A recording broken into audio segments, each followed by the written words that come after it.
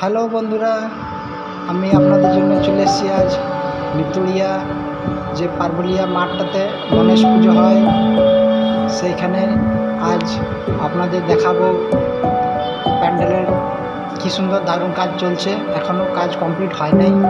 দাদাদেরকে জিজ্ঞেস করলাম, ওরা আজ যেইভাবে হোক কাজটা কমপ্লিট করবে।